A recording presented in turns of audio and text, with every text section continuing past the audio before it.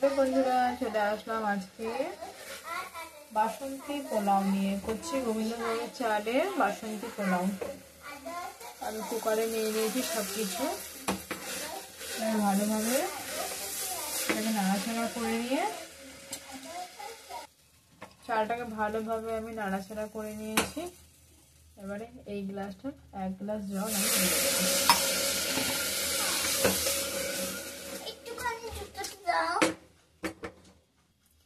আমি এই গ্লাসটা 2 গ্লাস জল অ্যাড করেছি।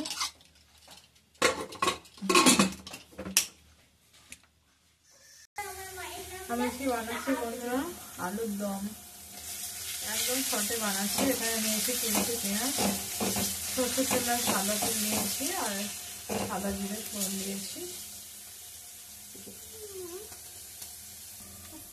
এবার নিয়েছি 4 কোয়া রসুন আর অল্প একটু আদা নিয়েছি। এটাকে মিক্স করে নেবো ভালোভাবে।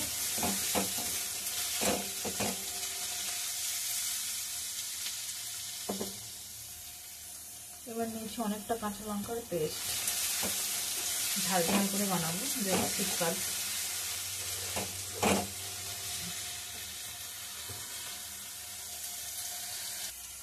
এবার দেবো একটা টমেটো। আমার মায়ের রান্না খুব টেস্টি হয়, আমি তো আঙুর চাটতে লাগি। আমি দিয়েছি জিরে গুঁড়ো, ধনে গুঁড়ো, নুন, হলুদ। হ্যাঁ, আমার মা এগুলো দিয়েছে। ভালোভাবে কষে নেবো। অল্প একটু ঘি দিয়েছি। এবার একটু দই দিয়ে দেবো। আমি এখনই আসছি।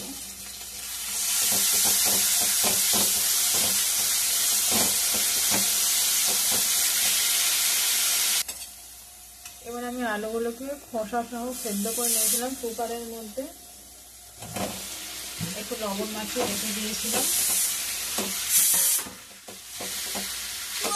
এবার ভালোভাবে কষিয়ে নেব। একটু ঢাকা দিয়ে রাখবো।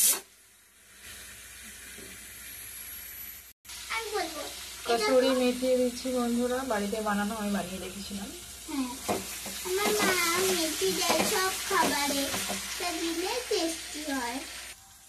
একটু লঙ্কার গুঁড়ো দিলাম, কালারটা সুন্দর আসবে। কষানো হয়ে গেছে, সেন্টও বেরিয়ে গেছে। ছোট গ্লাসে 1 গ্লাস জল। এবারে দেবো ধনে আর জিরে, ভেজে নিয়েছিলাম বাড়িতে, ভেজে রাখা আছে গুঁড়ো করে। এবার দিয়ে দিলাম।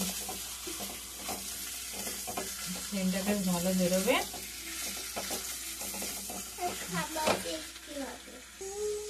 এই গ্লাসটা 1 গ্লাস জল দিচ্ছি, এটা ছোট গ্লাস।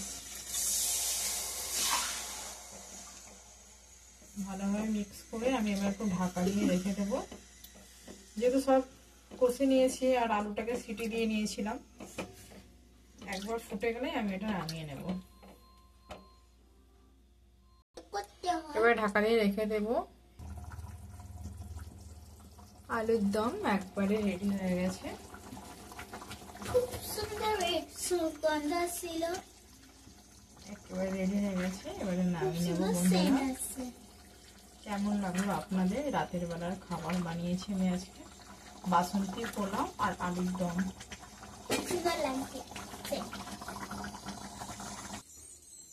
এই দেখুন বন্ধুরা, আমার একেবারে আলুর দম রেডি হয়ে গেছে। কেমন লাগলো বন্ধুরা? এই দেখুন বন্ধুরা, আমার বাসন্তী পোলাও একেবারে রেডি হয়ে গেছে। কেমন হয়েছে বন্ধুরা আমার বাসন্তী পোলাও?